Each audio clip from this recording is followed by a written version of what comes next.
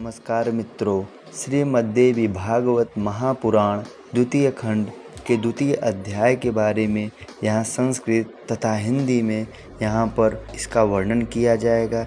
इसको हम ध्यानपूर्वक सुनेंगे, समझेंगे और यथास्थिति जैसा संभव हो सकेगा अपने जीवन में इसको उतारने का भी प्रयास किया जाएगा। आइए शुरू करते हैं। श्री जगदम्बिकाय नमः।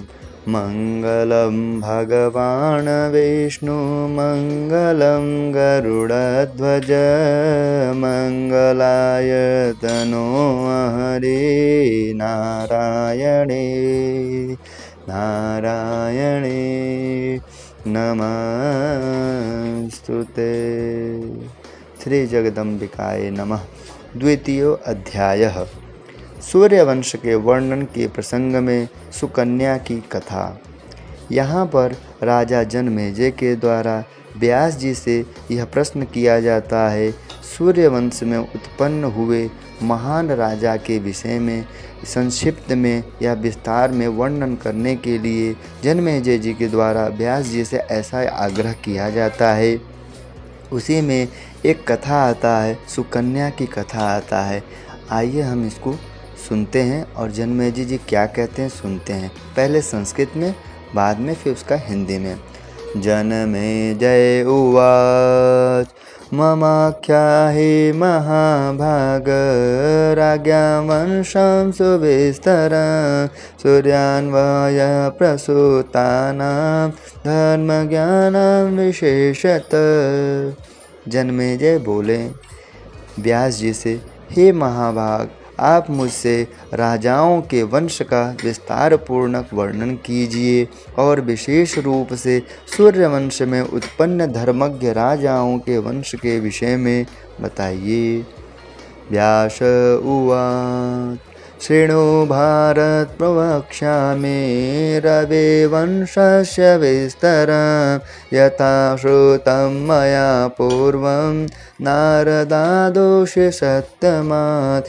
एकदा नारदः श्रीमान् सरस्वत्यस्तटे शुभे आजगामश्रमे पुण्ये विचरन् स्वेच्छया मुनिः।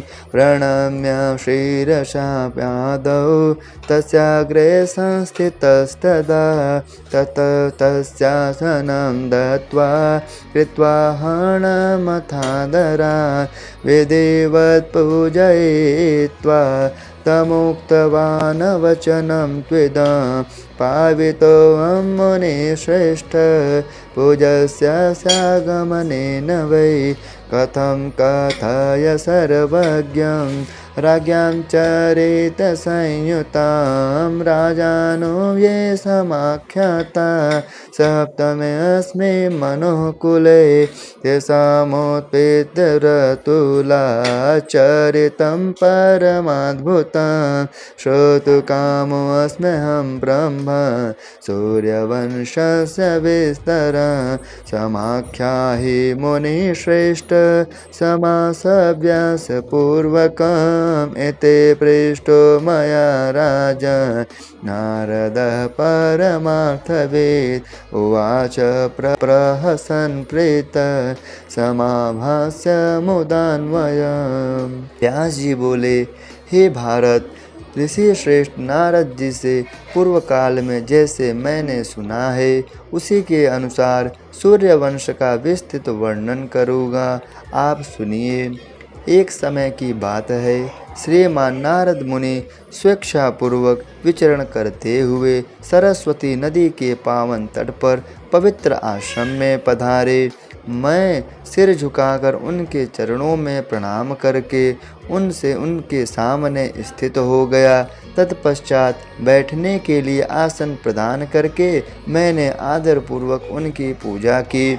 उनकी विधिवत पूजा करके मैंने उनसे यह वचन कहा, हे मुनिवर, आप पूजनीय के आगमन से मैं पवित्र हो गया। हे सर्वज्ञ, इन सातवें मनु के वंश में जो विख्यात राजागण हो चुके हैं उन राजाओं के चरित्र से संबंधित कथा कहिए। उन राजाओं की उत्पत्ति अनुपम है और उनका चरित्र अत्यंत अद्भुत है। अतएव हे ब्राह्मण, मैं विस्तार के साथ सूर्यवंश का वर्णन सुनने का इच्छुक हूँ। हे मुनि श्रेष्ठ, संक्षिप्त या विस्तृत जिस किसी भी रूप में आप मुझसे इसका वर्णन कीजिए।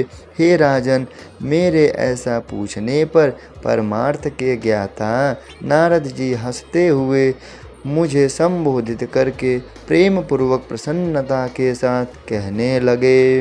नारद उवाच शृणु सत्यवते सुनो राज्ञवंशमनुत्तम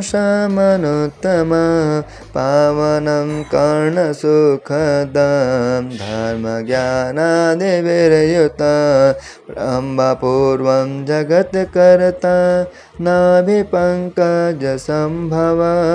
विष्णुरेते पुराणेषु प्रसिद्धः परिकीर्तितः विष्णुरेते पुराणेषु प्रसिद्धः परिकीर्तितः सर्वज्ञ सर्वकर्ता सौ स्वयंभू सर्वशक्तिमान् तपस्तप्त्वा स विश्वात्मा वषाणामायुतं पुरा सृष्टिकामः शिवा ध्यात्वा प्राप्य शक्तो मनोत्तमा पुत्रानुत्पादयामास मानसां शुभलक्षणान् मरीचि प्रथितस्तेषां भवसृष्टेय कर्मणि। नारद जी बोले, हे सत्यवती तनय, राजाओं के अत्युत्तम वंश के विषय में सुनिए। कानों को सुख प्रदान करने वाला यह वंश चरित्र अत्यंत पवित्र और धर्म ज्ञान आदि से समन्वित है। सर्वप्रथम जगत स्रष्टा ब्रह्मा जी भगवान विष्णु के नाभि कमल से प्रकट हुए। यहाँ पर यह बताया जा रहा है कि ब्रह्मा जी का जो प्रादुर्भाव हुआ है, जो उत्पन्न हुए हैं, वे विष्णु भगवान के नाभि कमल से हुए हैं तथा वे 10,000 वर्षों तक देवी शिवा का ध्यान कर यानी तपस्या की और उन्हें महान शक्ति प्राप्त हुआ और उनसे कई उनके मानस पुत्र उत्पन्न हुए। उनमें से सर्वप्रथम आते हैं मरीचि का नाम, जो सृष्टि कार्य में प्रवृत्त हुए। उन मरीचि के परम प्रसिद्ध एवं सर्वमान्य पुत्र कश्यप जी हुए। दक्ष प्रजापति की 13 कन्याएं उन्हीं की भार्याएं थी।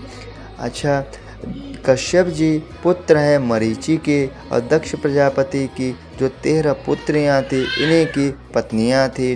इन दोनों से इस धरती पे जितने भी धरती या स्वर्ग जितने भी देवता, दैत्य, यक्ष, सर्प, पशु और पक्षी सब के सब उन्हीं से उत्पन्न हुए हैं। अतएव यह सृष्टि काश्यपी है। देवताओं में सूर्य सबसे श्रेष्ठ हैं। उनका नाम वैवस्वान भी है। उनके पुत्र वैवस्वत मनु थे। वे परम प्रसिद्ध राजा हुए। उन वैवस्वत मनु के पुत्र रूप में सूर्यवंश की वृद्धि करने वाले इक्ष्वाकु का प्रादुर्भाव हुआ। अर्थात यहाँ कहा ये जा रहा है, सूर्य भगवान, जिनको देवताओं में सूर्य भगवान श्रेष्ठ हैं और उनके पुत्र हैं वैवस्वत मनु। वैवस्वत मनु के जो पुत्र हैं इक्ष्वाकु, और इक्ष्वाकु के जन्म के बाद उन मनु के 9 पुत्र हुए। अच्छा, कहने का मतलब है इक्ष्वाकु मुनि के अलावा 9 और पुत्र थे। उनके नाम इस प्रकार है: नाभाग, धृष्ट, शयार्ति, नरिष्यंत, प्रांशु, नृग। 7वें हैं दिष्ट एवं करूप और 9वें आपके हैं प्रिशद्र। ये 9 मनु पुत्र के रूप में प्रसिद्ध हैं। इन मनुपुत्रों में इक्ष्वाकु सबसे पहले उत्पन्न हुए। उनके 100 पुत्र हुए। उनमें आत्मज्ञानी विकुक्षी सबसे बड़े थे। अब आप मनुवंश में जन्म लेने वाले पराक्रमी सभी 9 पुत्र, जो उनका नाम अभी ऊपर वर्णन किया गया था, उनके वंश के विस्तार के विषय में संक्षेप में सुनिए। नाभाग के पुत्र अम्बरीश हुए। वे प्रतापी, धर्मज्ञ, सत्य प्रतिज्ञ और प्रजापालन में तत्पर रहने वाले थे। धृष्ट से धृष्ट हुए, जो क्षत्रिय होते हुए भी ब्राह्मण बन गए। संग्राम से विमुख रहकर वे सम्यक रूप से ब्राह्मणोचित कर्म में निरत रहते थे। शयार्ती के पुत्र आनर्त हुए, वे अति प्रसिद्ध हुए। रूप एवं सौंदर्य से युक्त एक सुकन्या नामक पुत्री भी उनसे उत्पन्न हुई। राजा शयार्ती ने अपनी वह सुंदरी पुत्री नेत्रहीन च्यवन मुनि को सौंप दी। बाद में उन्हीं उसी सुकन्या के शील तथा गुण के प्रभाव से च्यवन मुनि सुंदर नेत्रों वाले हो गए और सूर्यपुत्र अश्विनी कुमारों ने उन्हें नेत्र युक्त कर दिया, ऐसा हमने सुना है।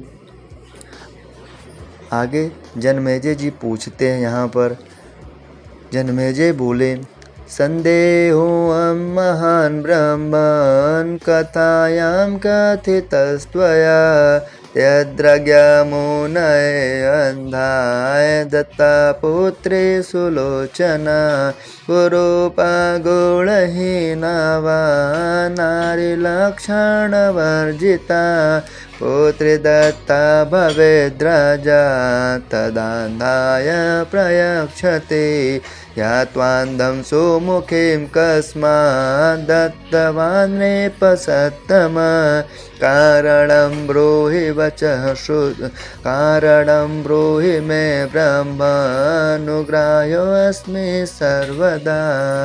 अर्थात जन्मेजय जी बोले, हे ब्राह्मण, आपने कथा में जो यह कहा कि राजा शयार्ती ने अंधे मुनि को अपने सुंदर नेत्रों वाली कन्या प्रदान कर दी, तो इसके विषय में मुझे महान संदेह हो रहा है। यदि उनकी पुत्री कुरूप, गुणहीन, शुभ लक्षणों से हीन होती, तब वे राजा शयार्ती उसका विवाह नेत्रहीन के साथ कर भी सकते थे, किंतु च्यवन मुनि जो दृष्टिहीन जानते हुए भी उन नृपश्रेष्ठ ने उन्हें अपनी सोमुखी कन्या कैसे सौंप दी। हे ब्राह्मण, मुझे इसका कारण बताएं, मैं सदा आपके अनुग्रह के योग्य हूँ। अच्छा, यहाँ सूत जी का भी आते हैं। इस प्रकार सूत जी कह रहे हैं यहाँ पर, इति राज्ञो वचः श्रुत्वा परीक्षित सुतस्य वै द्वैपायन प्रसन्नात्मा तमोवाच हसन्निव। सुत जी बोले, परीक्षित के पुत्र राजा जन्मेजय की बात सुनकर प्रसन्न मन वाले व्यास जी हंसते हुए उनसे कहने लगे। व्यास उवाच, वैवस्वतः सुतः श्रीमान् क्षयार्तेर्नाम पार्थिव तस्य स्त्रीणां सहस्राणि चत्वार्यासन् परिग्रहा राजपुत्र स्वरूपश्च सर्वलक्षण संयुता। अच्छा, आगे और भी बोला जा रहा है। पत्न्यः प्रेमयुता सर्वा प्रियराज्ञा सुसम्मता एकपुत्रे तु तासां वै सुकन्या नाम सुन्दरी इतो प्रिया च मातॄणां सर्वासां चारुहासिनी नागरान्नातिदूरे अभूत्सरो मानससन्निभा बद्धसोपानमार्गं च स्वक्षपानीयपूरितां हंसकारण्डवाकीर्णां चक्रवाकोपशोभितां दात्ययुसारसाकीर्णां सर्वपक्षिगणावृतां पञ्चधा कमलोपेतां चञ्चरीकसुवेशितां आश्वतश्च द्रुमाकीर्णां वेष्टितां पादपैशुभैः सालैस्तामालसरलैः पुन्नगाशोकमण्डितां नटाश्वत्थकदम्बैश्च कदलीखण्डराजितां जाम्बीरैर्बीजमूरश्च खजुरैर्पनसस्तथा प्रमुखैर्नारिकेलैश्च केतकैः काञ्चनद्रुमैः युतिकाजालकैः शुभ्रैः संवृतमल्लिकागणैः। व्यास जी बोले, हे राजन, वैवस्वत मनु के पुत्र शयार्थी नाम वाले ऐश्वर्यशाली राजा थे। उनकी 4000 भार्याएं थी। उन सभी राजकुमारियां अत्यंत रूपवती, समस्त शुभ लक्षणों से युक्त थी। राजा की सभी पत्नियां प्रेम युक्त रहती हुई सदा उनके अनुकूल व्यवहार करती थी। उन सब के बीच में सुकन्या नामक एक ही सुंदरी पुत्री थी। सुंदर मुस्कान वाली वह कन्या पिता तथा समस्त माताओं के लिए अत्यंत प्रिय थी। उस नगर में थोड़ी ही दूर पर मानसरोवर के तुल्य एक तालाब था। उसमें उतरने के लिए सीढ़ियों का मार्ग बना हुआ था। वह सरोवर स्वच्छ जल से परिपूर्ण था। हंस, बत्तख, चक्रवाक, जलकाक और सारस पक्षियों से वह सरोवर व्याप्त और सुशोभित था। अन्य पक्षी समूहों से भी वह आवृत रहता था। वह 5 प्रकार के कमलों से सुशोभित था, जिन पर भौरे मंडराते रहते थे। उस सरोवर का तट बहुत से वृक्षों तथा सुंदर पौधों आदि से घिरा हुआ था। वह सरोवर साल, तमाल, देवदारू, पुन्नाग और अशोक के वृक्षों से सुशोभित था। वट, पीपल, कदम्ब, केला, नींबू, बिजपुर यानी बिजौरा नींबू, खजूर, कटहल, सुपारी, नारियल तथा केतकी, कचनार, जूही, मालती जैसी सुंदर एवं स्वच्छ लताओं तथा वृक्षों से वह सम्यक प्रकार से संपन्न था। जामुन, आम, इमली, करंज, कोरैया, पलास, नीम, खैर और बेल तथा आंवला आदि वृक्षों से शोभित था। कोकिलों और मयूरों की ध्वनि से वह सदा निनादित रहता था। उस सरोवर के पास में ही वृक्षों से घिरे हुए एक शुभ स्थान पर शांत चित्त वाले महातपस्वी भृगुवंशी च्यवन मुनि रहते थे। उस स्थान को निर्जन समझकर उन्होंने मन को एकाग्र करके तपस्या प्रारंभ कर दी। वे आसन पर दृढ़ता पूर्वक विराजमान होकर मौन धारण किए हुए थे। प्राणवायु पर उनका पूर्ण अधिकार था तथा सभी इंद्रियां उनके वश में थी। उन तपोनिधि ने भोजन का भी त्याग कर दिया था। वे जल ग्रहण किए बिना ही जगदम्बा का ध्यान करते थे। हे राजन, उनके शरीर पर लताएं घिरी हुई थी तथा दीमकों द्वारा वे पूरी तरह से ढक लिए गए थे। हे राजन, बहुत दिनों तक इस प्रकार बैठे रहने के कारण उन पर दीमक की चींटियां चढ़ गईं और उनसे वे घिर गए। वे बुद्धि संपन्न मुनि पूरी तरह से मिट्टी के ढेर सदृश हो गए थे। हे राजन, किसी समय वे राजा शयार्थी अपने रानियों के साथ विहार करने के लिए उस उत्तम सरोवर पर आए। सरोवर का जल स्वच्छ था, कमल खिले हुए थे, अतएव राजा शयार्थी सुंदरियों के साथ लेकर जल क्रीड़ा करने लगे। लक्ष्मी की तुलना करने वाली तथा चंचल स्वभाव वाली वह सुकन्या वन में आकर सुंदर फूलों को चूनती हुई सखियों के साथ विहार करने लगी। वह सभी प्रकार के आभूषणों से अलंकृत थी तथा उसके चरण के नुपुर मधुर ध्वनि कर रहे थे। इधर उधर भ्रमण करती हुई वह राजकुमारी अर्थात सुकन्या बल्मिक बने हुए च्यवन मुनि के निकट पहुंच गई। क्रीड़ा में आसक्त वह सुकन्या बल्मिक के निकट बैठ गई और उस बल्मिक के छिद्रों में जुगनू की तरह चमकने वाली 2 ज्योतियां दिखाई पड़ी। यह क्या है, ऐसा जिज्ञासा होने पर उसने आवरण हटाने का मन में निश्चय किया। तत्पश्चात वह सुंदरी एक नुकीला कांटा लेकर शीघ्रतापूर्वक मिट्टी हटाने लगी। मुनि च्यवन ने विचरण करने वाली कामदेव की स्त्री रति के सदृश तथा सुंदर केशों वाले उस राजकुमारी को पास में स्थित होकर मिट्टी हटाने में संलग्न देखा। क्षीण स्वर वाले तपोनिधि च्यवन मुनि सुंदर दांतों वाले उस सुंदरी सुकन्या को देखकर उससे कहने लगी, यह क्या? हे विशाल नयनों वाली, दूर चली जाओ। हे सुमुखी, मैं एक तपस्वी हूँ। हे कृशोदरी, इस बाम्बी को कांटे से मत हटाओ। मुनि के कहने पर भी उसने उनकी बातें न सुनी। यह कौन सी चमकने वाली वस्तु है? यह कहकर उसने मुनि के नेत्र भेद डाले। देव की प्रेरणा से राजकुमारी उनके नेत्र भेद कर सशंक भाव से खेलती हुई और मैंने यह क्या कर डाला, यह सोचती हुई वहाँ से चली गई। नेत्रों के बिंद जाने से महर्षि को क्रोध हुआ और अत्यधिक वेदना से पीड़ित होने के कारण वे बहुत दुखी हुए। उसी समय से राजा के सभी सैनिकों का मलमूत्र अवरुद्ध हो गया। मंत्री सहित राजा को विशेष रूप से यह कष्ट झेलना पड़ा। हाथी, घोड़े और ऊंट आदि सभी प्राणियों के मल तथा मूत्र का अवरोध हो जाने पर राजा शययाति अत्यंत दुखी हुए। सैनिकों के मलमूत्र के अवरोध की बात उन्हें बताई।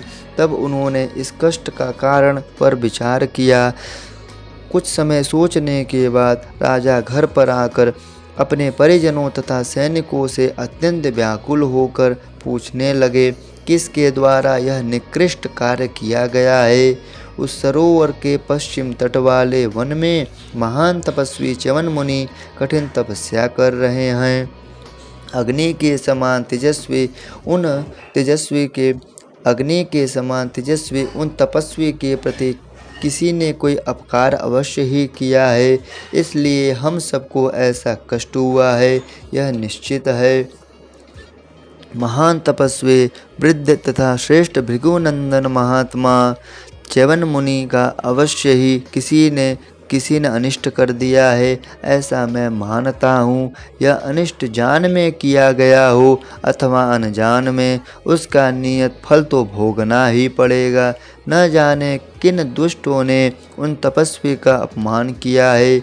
राजा के ऐसा कहने पर दुख से व्याकुल हुए सैनिकों ने उनसे कहा, हम लोगों के द्वारा मन, वाणी, कर्म से मुनि का कुछ भी अपकार हुआ हो, इसे हम लोग नहीं जानते। यहाँ पर आकर द्वितीय अध्याय समाप्त हो जाता है और इस प्रकार है। इति श्रीमद् देवी भागवते महापुराणे अष्टादशसहस्रयां संहितायां सप्तमे स्कन्धे शयाति राजवर्णनं नाम द्वितीयोऽध्यायः। ओम श्री जगदम्बिकाय नमः। ओम श्री जगदम्बिकाय नमः। ओम श्री जगदम्बिकाय नमः।